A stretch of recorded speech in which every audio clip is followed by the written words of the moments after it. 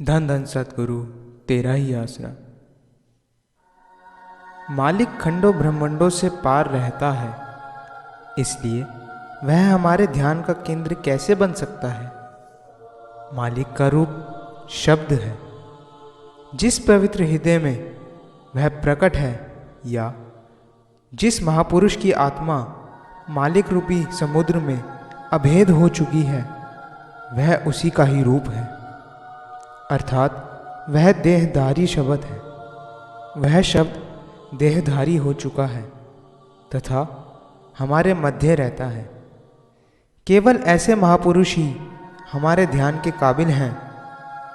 उन्हें यहाँ गुरु या सतगुरु कहा जाता है। सभी संत महात्माओं ने गुरु का ध्यान करने का ही उपदेश दिया है। केवल पूर्ण गुरु ही हमारी सूरत को मालिक के साथ जोड़ सकता है। धुन शब्द की कमाई द्वारा अंतर्मुख धुन का प्रकट होना सुमिरन की परिपक्वता है। इसे शब्द का खुलना भी कहा जाता है। जब सुमिरन तथा ध्यान पक जाता है, तो अभ्यासी अपने अंदर से एक मीठी तथा आकर्षक आवाज को सुनने लग जाता है। इसे ही भजन कहा जाता है। इसी को सच्चा कीर्तन, अखंड कीर्तन, सच्ची वाणी, नाद, अनहद राग, शब्द, सत्य शब्द, नाम आदि कहा जाता है। हमारी सूरत को केवल दो ही चीजें आकर्षित करती हैं, एक रूप तथा दूसरी आवाज। मालिक का रूप या प्रकाश देखकर तथा उसकी मीठी धुन को सुनकर सूरत मालिक की तरफ एकदम आकर्षित हो जाती है। यही मालिक के साथ मिलने का असल साधन है। इसका भेद केवल पूर्ण गुरु से ही प्राप्त हो सकता है।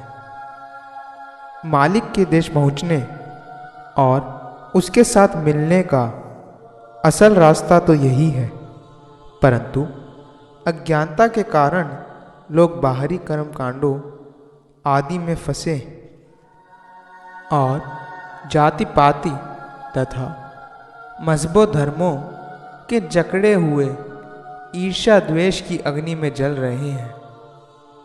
जीवों की यह हालत देखकर मालिक इन पर तरस करके इन्हें इस अग्नि से बचाने के लिए समय समय पर इस संसार में अपने अवतार संत सतगुरु के रूप में भेजता रहता है।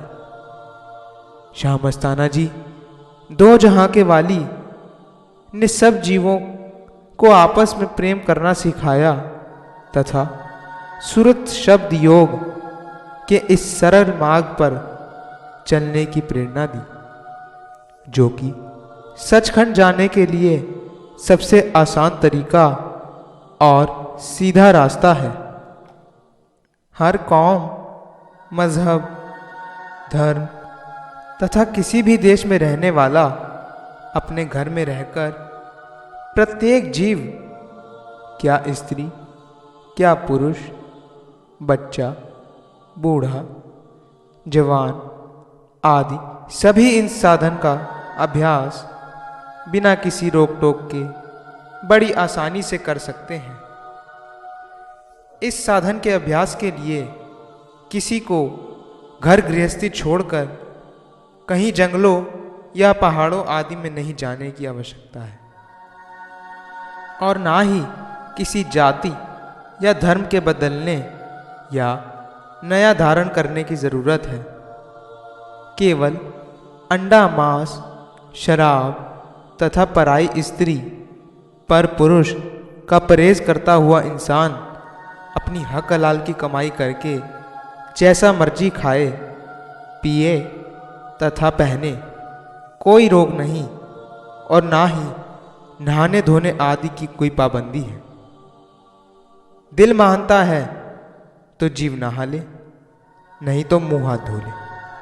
इससे तो केवल शरीर को चुस्त रखने का ही अभिप्राय है, ताकि भजन सुमरन करते समय नींद ना आए।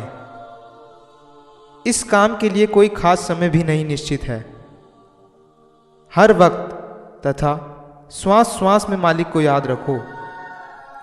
सुमिरन अभ्यास के द्वारा ही जीव अंत समय में अपने शरीर को इस प्रकार त्याग देता है जैसे कोई मैला या पुराना कमीज तन से उतार दिया जाता है, अर्थात कोई तकलीफ नहीं होती, बल्कि अभ्यासी जीव खुशी खुशी अपने सतगुरु के साथ निज देश पहुंच जाता है। धन धन सतगुरु, तेरा ही आसरा।